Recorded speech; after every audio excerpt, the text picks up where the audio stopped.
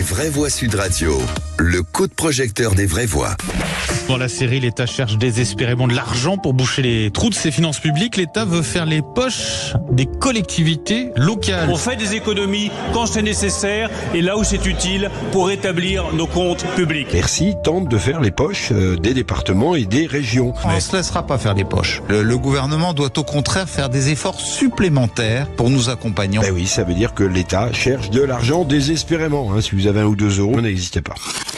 Et donc devant le Haut Conseil des finances locales, Bruno Le Maire a appelé les élus locaux à faire des efforts partagés pour faire face à la dégradation des comptes publics. Cette annonce promet un énième bras de fer entre l'État et les collectivités locales, Philippe. Alors parlons vrai, est-ce qu'il est normal de demander aux collectivités locales de faire des efforts? Ou est-ce qu'on demande aux collectivités locales de payer les pots cassés pour la mauvaise gestion de l'État? Mais comme l'État se désengage au détriment des collectivités locales qui doivent assurer, est-ce que c'est pas un peu ce que Coluche appelait la méthode des pays de l'Est? Donne-moi ta montre, je te donnerai l'heure.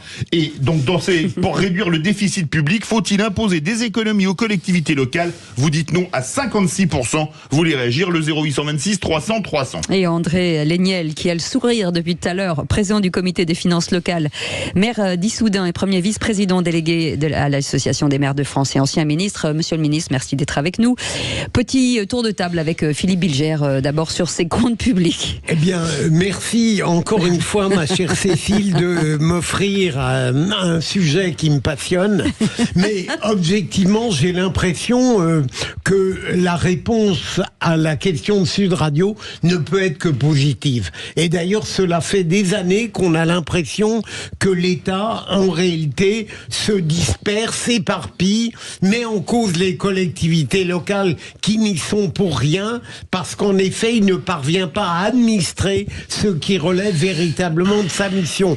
Deuxième élément, s'il fallait une preuve, et j'espère qu'elle sera confirmée tout à l'heure, c'est le fait que nous avons véritablement de la part des collectivités locales, notamment avec l'excellente association des maires, une sorte d'œcuménisme municipal qui, de gauche et de droite, est absolument accordé sur le fait que l'État, d'une certaine manière, cherche à faire peser sur ces collectivités ce qui relèverait de sa seule mission.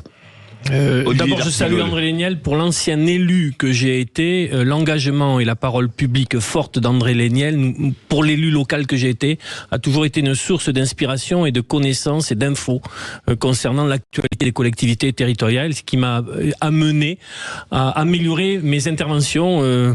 Ça m'a aidé, vraiment. Là, vous êtes au sommet, Olivier. Non, mais c'est important quand vous avez des responsables politiques qui sont des personnes ressources sur des sujets identifiés, et ça fait quelques années maintenant qu'André Léniel s'occupe de cette question-là. Vous savez... Vous cherchez un poste Non, mais c'est bien, parce que j'ai jamais eu l'occasion de le lui dire, donc j'en profite. Vous savez, les collectivités locales, territoriales, votent des budgets en équilibre. Oui. Ce que l'État ne fait pas. Et l'État, vous pouvez pas être dans l'insincérité quand vous êtes sur l'administration d'une collectivité. Ou alors vous êtes très vite rattrapé par la patrouille. Les collectivités, au cours des dernières années, ont dû pallier des carences de l'État et un désengagement de l'État. On l'a vécu spécifiquement, ça s'est su, sur la crise sanitaire, par exemple, où on a tenu. Et puis, les collectivités ne participent que pour 9% de l'endettement.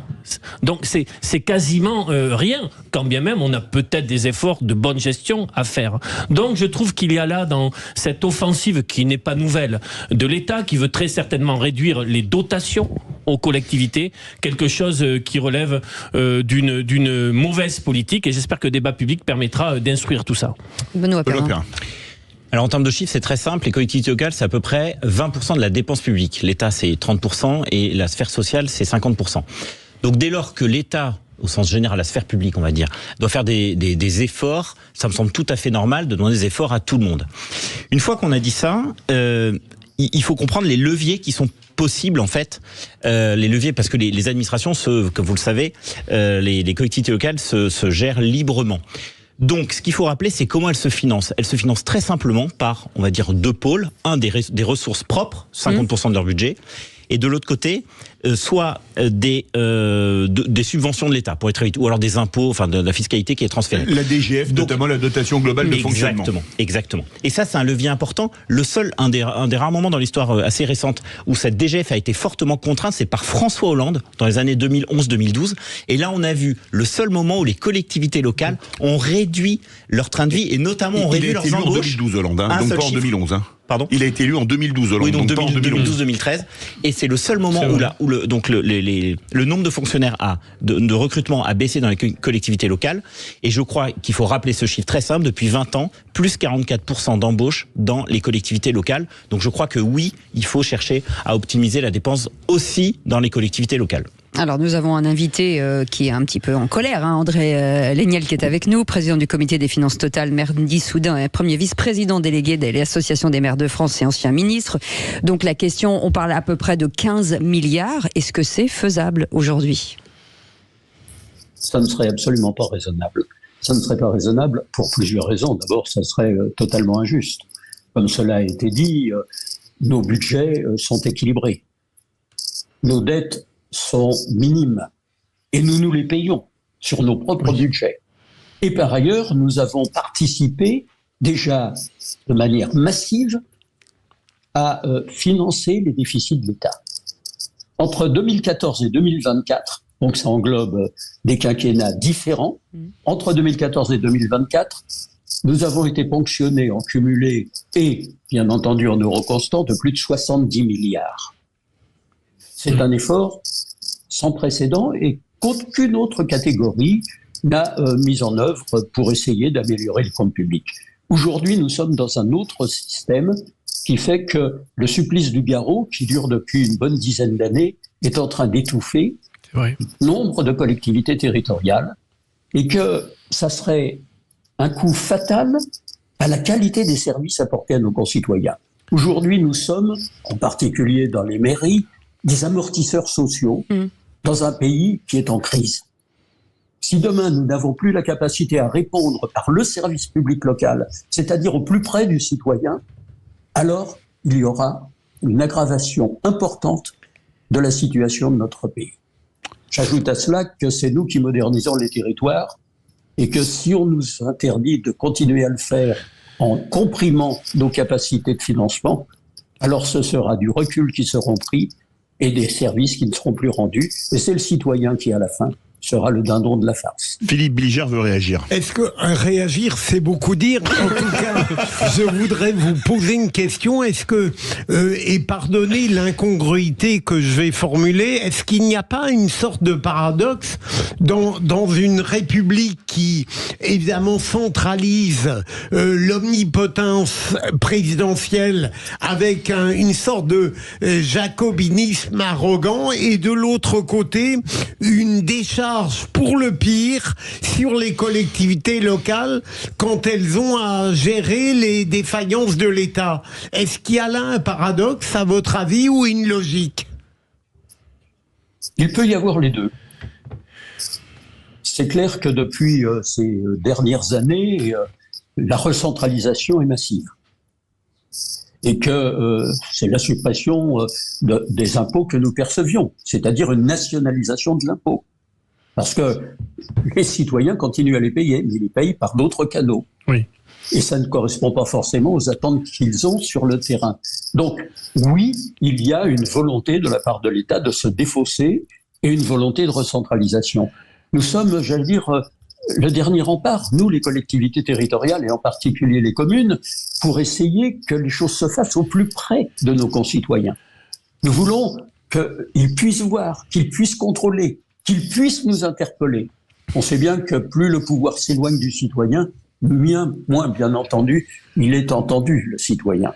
Et nous sommes en première ligne, et nous sommes heureux d'y être, pour essayer d'apporter des solutions concrètes. Oui. Donc, ne nous coupons pas les ailes, car nous avons besoin de prendre un vol qui aille vers le vivre ensemble que nous perdons semaine après semaine dans beaucoup de cas. Olivier D'Artigol. Et d'autant plus qu'en cette période de tension budgétaire, il faut rappeler que 3/4, Philippe, de l'investissement public en termes d'équipement dans notre pays est supporté par les collectivités exemple, locales. les lycées, c'est les régions, les collèges, c'est les Donc, départements, les communes, c'est les écoles primaires. Ces collectivités aménagent le territoire et donnent du service public, accompagnent les vies au quotidien dans toutes leurs dimensions.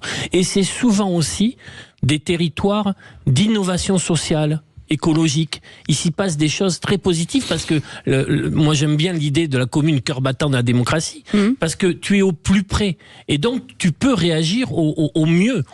Donc je trouve que ce discours de l'exécutif qui cherche partout où il peut aller, caisse de l'UNEDIC, de la retraite complémentaire, il essaye de chercher partout. Mais là, le discours essayant de viser les collectivités territoriales n'est pas une opération très grandiloquente, vraiment pas. Benoît Perrin. Monsieur le ministre, est-ce que vous comprenez un petit peu justement l'exaspération des contribuables qui estiment que quand on parle effectivement aux responsables des collectivités locales, ils veulent pas faire d'efforts parce que soi-disant ils en ont déjà fait. À l'État, on nous dit c'est pareil, on est allé au bout du bout. Dans le système social, on nous dit quand on parle au patron des caisses de retraite, c'est pas possible. Des caisses d'assurance maladie, c'est pas possible. Caisses d'assurance vieillesse, c'est pas possible. Enfin, globalement, personne ne peut faire des efforts. Est-ce que vous comprenez quand même qu'il y a un moment, je crois, où chacun doit se dire, en gros, quelle est la part d'effort que je peux faire. Et ce qui est frappant, quand on est un peu extérieur à tout ça, c'est de se dire qu'en fait, on a l'impression que personne ne veut faire d'efforts, alors que la situation est dramatique, puisque comme vous le savez, il y a un écart énorme entre les dépenses et les recettes de l'État. L'effort, on l'a déjà fait. Nous n'avons pas refusé l'effort. Et quand les crises se sont abattues sur notre pays, nous avons été en première ligne et l'État était défaillant. C'est vrai en ce qui concerne l'épidémie de Covid. Si nous n'avions pas nous-mêmes mis en place des livraisons de masques, dans mon propre hôpital, c'était les collectivités qui livraient. C'était pas l'État qui était à la ramasse. Les centres de vaccination qu'on a portés. Les centres de vaccination, etc. Je ne vais pas faire toute la liste. Mais nous passons notre temps à faire à la place de l'État un certain nombre de tâches qui relèvent de sa responsabilité. Et nous continuons. On est obligé de développer parfois les polices municipales parce que l'État n'est plus en capacité de répondre aux nécessités de sécurité et de proximité de la police et de la gendarmerie. Nous sommes conduits à ouvrir des berceaux dans les crèches parce que le gouvernement a annoncé qu'il fallait créer 200 000 berceaux, mais n'a mis aucun moyen et nous laisse face à la responsabilité de le faire parce qu'il faut prendre en compte les familles. Donc c'est ça la réalité de la gestion. Et aujourd'hui, nous sommes dans le paradoxe où l'État cherche désespérément 30 milliards. Mais en supprimant les impôts des collectivités territoriales, il s'est mis 35 milliards sur le dos. C'est pas les collectivités qui l'ont fait, c'est l'État. Et aujourd'hui, c'est là le résultat de la politique de l'État et non pas le résultat de la politique des collectivités territoriales. Nous avons beaucoup donné. Si nous donnions plus, alors nous serions, incapables de répondre aux attentes de nos concitoyens. Je pense que ça serait le pire. Benoît Perrin. Et monsieur le ministre, est-ce que vous seriez d'accord pour que les collectivités locales aient davantage de liberté, c'est-à-dire très concrètement qu'il y ait moins d'argent que vous soyez moins subventionné, parce que vous êtes subventionné, donc encore une fois à peu près à hauteur de 50% de vos recettes. Est-ce que vous seriez d'accord pour arrêter ces subventions de l'État et que vous puissiez vous-même mettre en place des impôts locaux et que les Français finalement puissent comprendre, gagner en lisibilité pour se dire en gros telle région est plus ou moins bien gérée ou plus ou moins taxée qu'une autre région. Très concrètement, être responsable de vos finances. André Daniel. La réponse est clairement oui. D'abord, c'est pas nous qui avons supprimé les impôts locaux. Je viens de le rappeler. La taxe d'habitation notamment. La taxe d'habitation, mais c'est le principe de la cotisation à la valeur ajoutée des entreprises. Bon, c'est ce qui représente les 35 milliards que j'évoquais il y a quelques instants et que l'État s'est mis sur les bras. Bien. Donc, oui, nous voulons être responsables. Et d'ailleurs, en ce qui concerne l'Association des maires de France, nous sommes pour qu'il y ait une participation, même si elle est minime, même si elle est de quelques euros, de chaque citoyen. Parce qu'il faut, en démocratie, qu'il y ait un lien entre le pouvoir politique de proximité et le citoyen lui-même, et qu'il se sente impliqué, investi, et qu'ainsi il soit dans le contrôle permanent. Donc oui, nous sommes, pour qu'on arrête. Alors ce ne sont pas des subventions, je vous reprendrai sur ce seul point, c'est de l'argent qui est dû aux collectivités territoriales à travers la plupart des dotations, en particulier la dotation globale de fonctionnement. Si, c'est historique puisque ça a été créé pour pallier des suppressions d'impôts déjà à l'époque il y a une trentaine d'années, et en particulier ce qu'on appelait à l'époque le VRTS, le versement représentatif de la taxe sur les salaires. Et pour compenser, a été créé, bien entendu, des dotations qui venaient permettre aux collectivités de continuer, mais en leur supprimant la liberté de lever l'impôt. Et c'est aujourd'hui, pour les régions, quasi totalement inexistant, la capacité à lever l'impôt. Pour les départements, ils sont étouffés et ce sont les plus en difficulté financière actuellement. Et quant aux communes, on leur a supprimé tour à tour les impôts économiques et la taxe d'habitation. Donc vraiment, oui, nous souhaitons être responsables devant nos concitoyens parce qu'ils savent sur le terrain à quoi sert l'argent que nous levons lorsque nous levons l'impôt. André Léniel, est-ce que toutes ces situations participent au désengagement des élus locaux aujourd'hui ? Est-ce que les maires finalement déposent les armes en disant voilà, on arrête en fait ? Il y a un sentiment souvent d'impossibilité de répondre des citoyens. Vous savez, les maires, ils sont souvent le premier recours du citoyen. Mais malheureusement, et de plus en plus souvent, ils sont aussi le dernier espoir. Et quand vous n'êtes pas en capacité de répondre, parce que vos finances sont totalement bridées, que l'étouffement est très très proche, et qu'on est obligé de se dire, mais est-ce que je vais continuer à faire des efforts pour que la restauration scolaire soit ouverte à ceux qui n'ont pas les moyens de la payer ? Est-ce que je vais continuer à mettre en place des structures sportives, culturelles, qui sont essentielles pour le vivre ensemble et pour que la jeunesse, mais pas seulement la jeunesse, parce que le vivre ensemble, c'est à tous les âges, puisse être prise en compte, et prise en compte pour les aider à sortir d'eux-mêmes, aller au-delà de ce qu'ils croient pouvoir faire. Ça, ce sont les missions des collectivités territoriales. Et ce sont des missions en lien avec le citoyen en permanence. Elle est là, la vraie démocratie. Et c'est pas un hasard si les seuls élus, entre guillemets, qui trouvent encore grâce auprès de nos concitoyens, ce sont les maires et leurs équipes municipales. Merci beaucoup André Léniel d'avoir été avec nous, président du comité des finances locales, maire d'Issoudun et premier vice-président délégué à l'association des maires de France. On vous remercie en tout cas d'avoir été avec